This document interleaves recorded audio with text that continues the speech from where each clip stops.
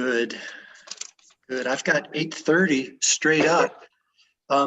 Just a couple of things, you guys. One is that um, tomorrow we are going to start with our kind of proper 8-point meditation practice. Yesterday and this morning again, the meditation that I'm going to lead is what I affectionately refer to as kind of the cruise line meditation. So you just sit back and relax, and I'll take care of everything. If you're thinking, okay, when are we going to get to like the meat, the substance of the meditation practice? That's going to come tomorrow. And then for the rest of our time together, that'll be the practice that we'll be doing. One other little tip that I want to offer, and this actually just came to me, I was just informed of this or learned this about the time Lotus Center opened, is putting a blanket over your hands while you meditate. I don't know why it works, but it is really, for me, I find it really relaxing and calming and better able to focus. I know a lot of other people do too. So thank you everybody for being here. I'm going to go ahead and mute everybody. Now might be a good time to check to make sure that any devices that could serve as a disruption to your meditation have been silenced. Otherwise, why don't we go ahead and settle into a comfortable meditation posture. Please take care to ensure that your spine is straight and relaxed. We're facing straight ahead with our head tilted slightly forward, and this serves to bring our spine perfectly into alignment.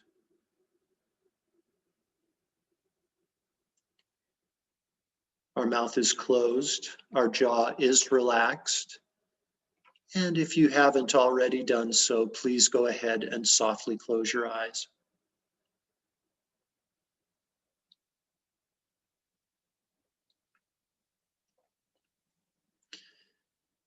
And to begin, I'd like you to please simply bring your awareness to the exhalation of your breath, and very gently allow your exhalation to be just a bit longer and a bit more pronounced than your inhalation. If you'd like, feel free to experiment with pausing briefly at the bottom of each exhalation. This technique will allow both your physical body and your mind to start to settle and rest, to become quiet and still.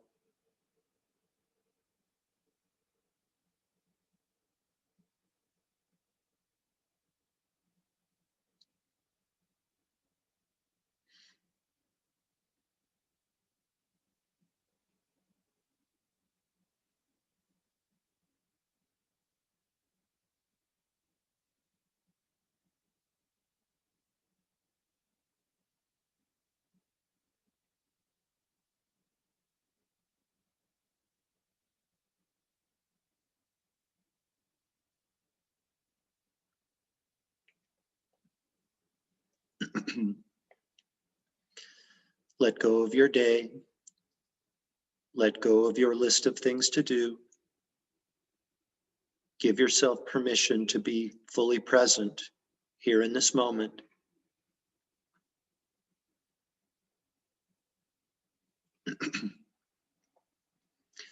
Please bring your awareness to the crown of your head, to your scalp in particular. And I'd like you to allow at once all of the tiny muscles and nerves that support your scalp to become loose and completely relaxed. The tiny muscles and nerves at the top of your scalp and the back of your scalp and the sides of your scalp. Just allow these tiny muscles and nerves to at once release and become loose and deeply, deeply relaxed.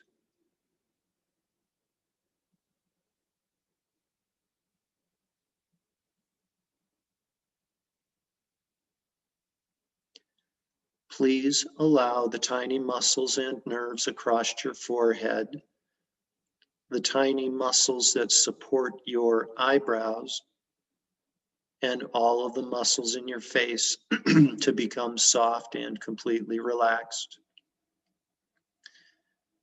Your facial muscles become so soft and relaxed, in fact, that it might feel as though the pores of your skin are opening up now.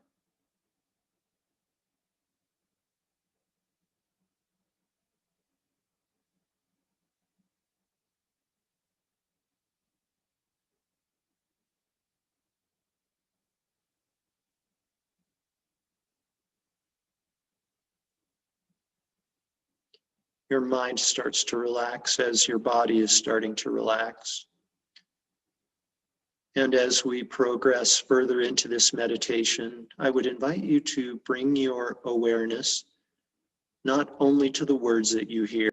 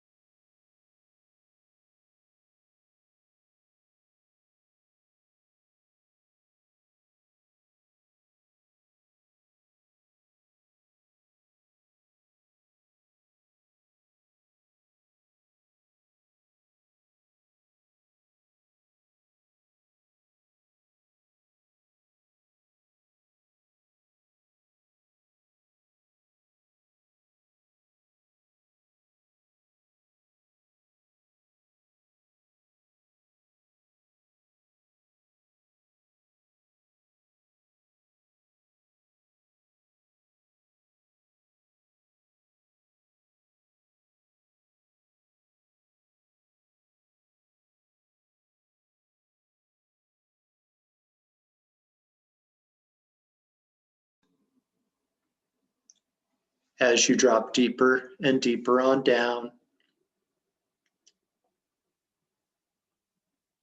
and let yourself go.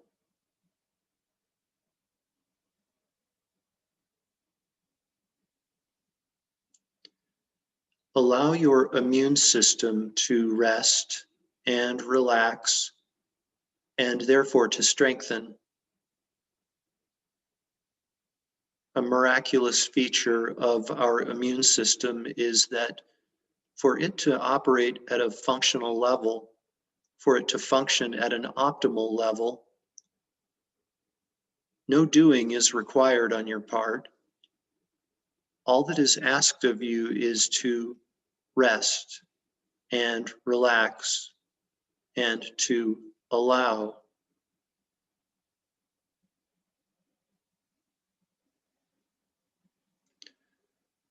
So for the next moment or two, I'd like you to please just rest, relax, and allow your immune system to do that which it has naturally evolved to do, and that is protect you.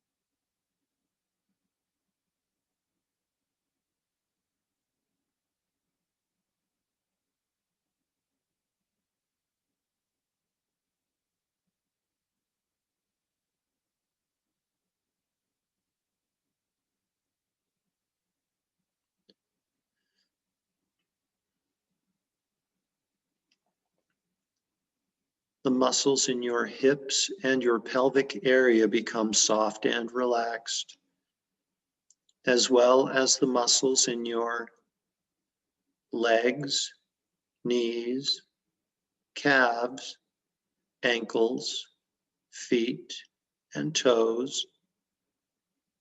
One by one, these muscle sets become completely soft and completely relaxed. The soles of your feet, even the muscles and nerves in the soles of your feet, Even the tiny muscles and nerves at the tips of your toes release now and become soft and relaxed. Your body is like a mountain with consciousness now, balanced, grounded, stable, with ancient awareness.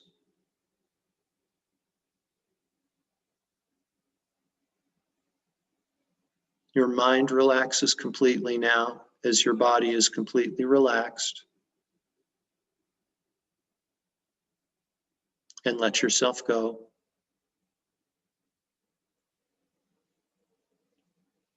All of the suffering that you experience in your life, without exception, comes from this confused notion of me and mine. So let yourself go. Let yourself go.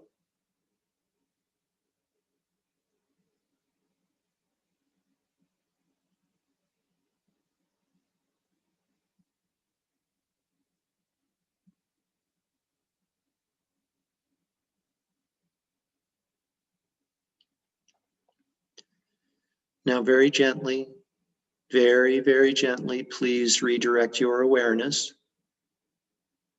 Become aware again of the garments of clothing resting on the surface of your body, and allow your breathing to become less shallow.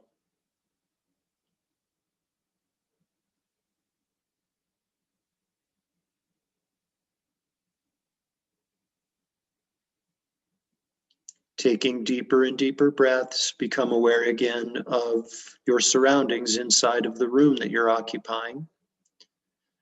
The ceiling above you, the floor beneath your feet, furnishings, and so forth.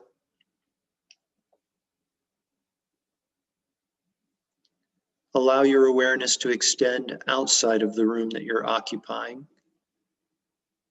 Become aware again of nearby mountains,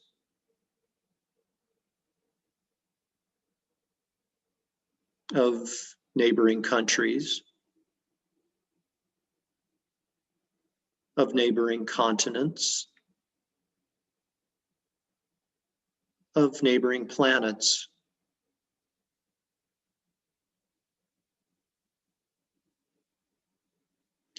We dedicate all of the merit, all of the positive energy from this morning's meditation to world peace. May all beings without exception be completely free from all forms of mental and physical suffering. May all beings be happy, peaceful, contented, and free.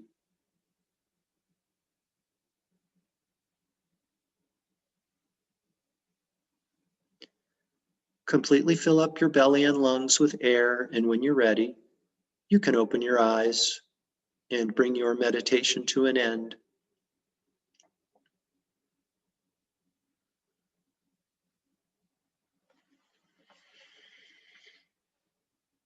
Thank you very much. Seems as though we might have lost our connection there a little while, so I'm sorry if you missed a lot of the meditation. So yesterday I made reference to the potential for questions during this, during our instructional sessions. I said that questions, comments, and objections are all allowed. And then I realized that, you know, we've got a lot of ground to cover in 30 minutes. So during these today and then Wednesday, Thursday, and Friday, there's really not going to be much time for questions and discussion. But if you have questions, I have chat through the chat. I sent my email address. Maybe I lost it. Maybe it got lost when we lost our connection. It's there, Jeff. Oh, it is. Okay. Yeah, I have it. Yeah. Thank you. Thank you, Tina. There it is again. Email me with questions that you might have or comments or objections. Yeah, so good. A couple of points that I'd like to address in this morning's discussion. A couple of items that are part of the 8-point meditation practice that we are in the process of learning has to do with creating a space that is conducive to meditation. This is really important that that we transform or adopt or inhabit or whatever a space that we feel special about and we feel is conducive to meditation. For some of us, that might be an entire room. An entire room can be designated for our meditation space. For those of us who don't have that luxury, it could be a corner of a room, or maybe even just a table somewhere. I would invite you in creating your sacred meditation space to maybe bring special adornments or accessories to it to help inspire you. There can be, some people like, special powerful rocks, perhaps. Some people like crystals. Pictures are always a good one. You can, a picture of maybe Mohandas Gandhi or Jesus or Buddha, or Martin Luther King, perhaps. Or, those are all examples. Those examples are people who were at one point alive in this world. It could also be deities, a medicine Buddha or Ganesh image or something like that. So flowers are nice, little sweet offerings, whatever you'd like, whatever would make the space feel special to you and inspire you to meditate. Like for me, like meditating at my kitchen table, not too much special about that for me. If you ever saw my kitchen table, you'd know why. But it's a personal, individual thing, and yeah, I would invite you to give some consideration to that. The other second point that I wanted to discuss this morning has to do with the first point of the 8 points of our meditation practice. Some would say the most important aspect of the entire meditation practice. And they're all important. Whether I would say it's the most important, I don't know. It's right up there for sure. And the one that is perhaps most confusing is setting our intention for a meditation practice. Being clear with ourselves why we are engaging in meditation practice and what we hope to accomplish.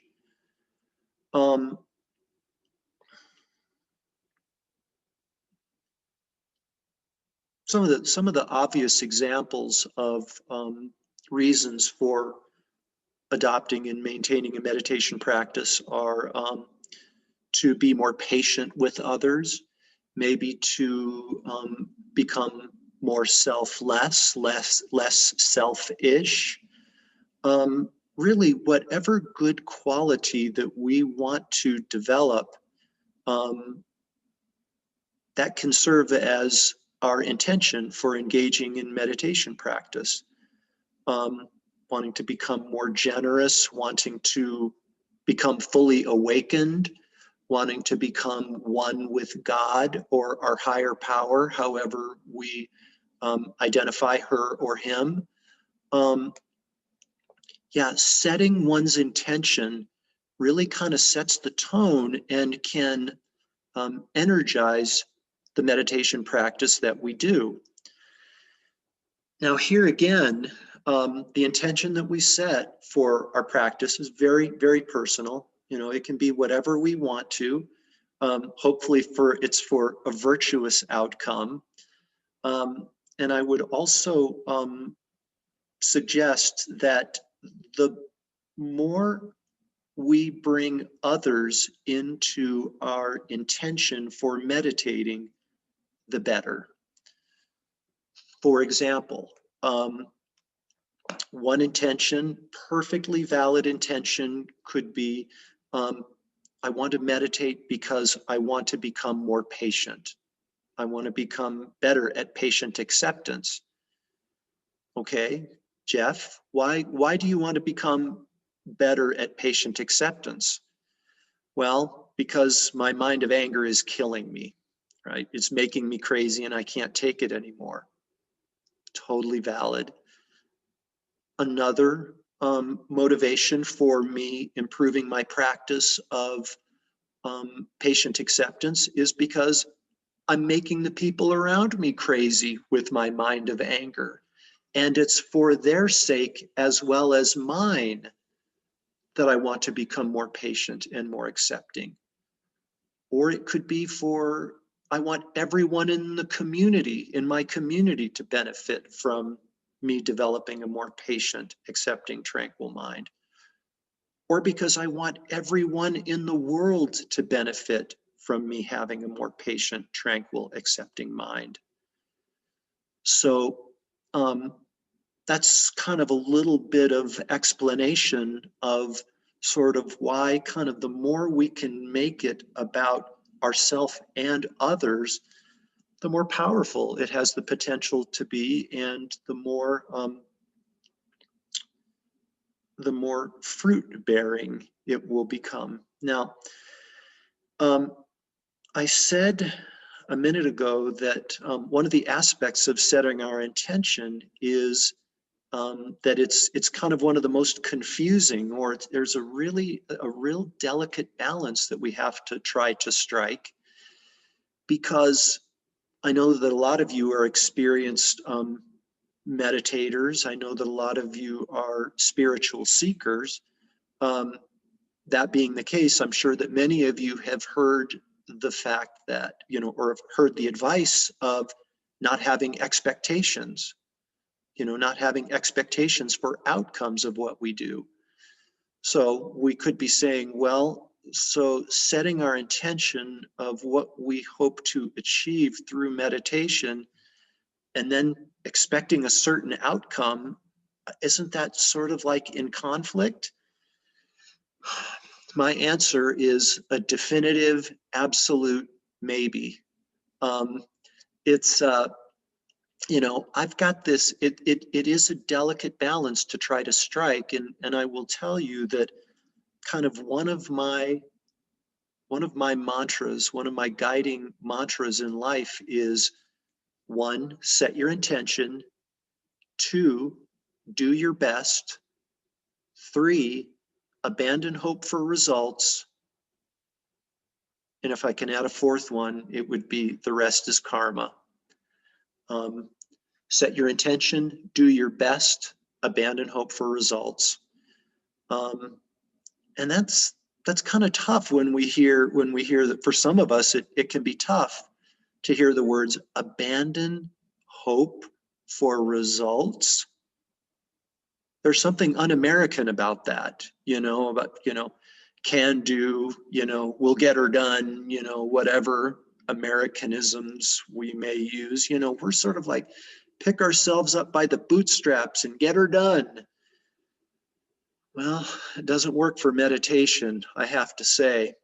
My experience has been, it's when I abandon hope for results, it's when results come. So try that out for yourself. But again, setting your intention for engaging in meditation practice, and you don't need to check in with yourself on what your intention is before every time you sit down to meditate. I mean, it can be sort of like you just affirm it to yourself one time and then let that inform your meditations on an ongoing basis. you know, and no problem with checking in, you know, reminding yourself of your intention every sit before you start meditating. And it's also okay to be clear on what your intention is and then let it go, And just the last point I want to share about this is that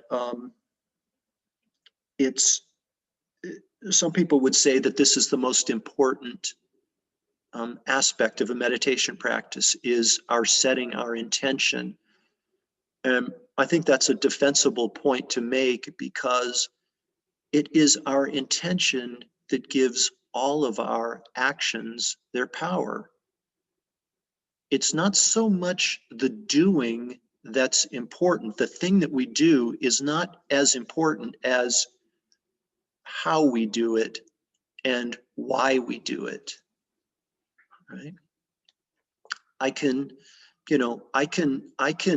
give my friend Deborah Van Buren a present, a gift. Here's a wrapped gift, Deborah, that I'd like to give to you.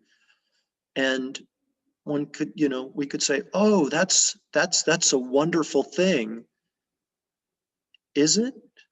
For me, it depends on my intention, right? One of my intentions for giving a gift to Deborah could be because I want her to give me a gift back, or because I need her to do a favor for me, or because I want her to go around Silver City telling everybody what a generous person I am. Or it could be I'm giving this gift to Deborah because I think she'd like it, and I want her to have something that she'd like, and I want her to be happy with this little gift that made me think of her. Selfish intentions versus a selfless intention, we come back to that.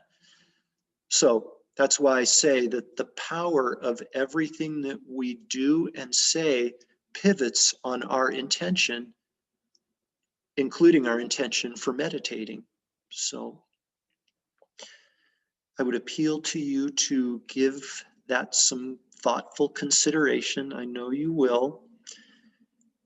8:59, time flies when we're talking about meditation. I'm going to prepare an outline, and I'll send it out here in a little bit. Again, don't hesitate to email me with questions. And remember that during our group sessions next week, we'll have time for questions and sharing amongst each other. So thank you for caring enough about meditation to be here, and have a blessed day. Okay. Bye, everybody. Bye-bye. Thank you. Okay. Thank you. Bye. Thank you. You're welcome. You're welcome. Thank you, Jeff. My pleasure. Thanks. Thank you. Thank you for being here.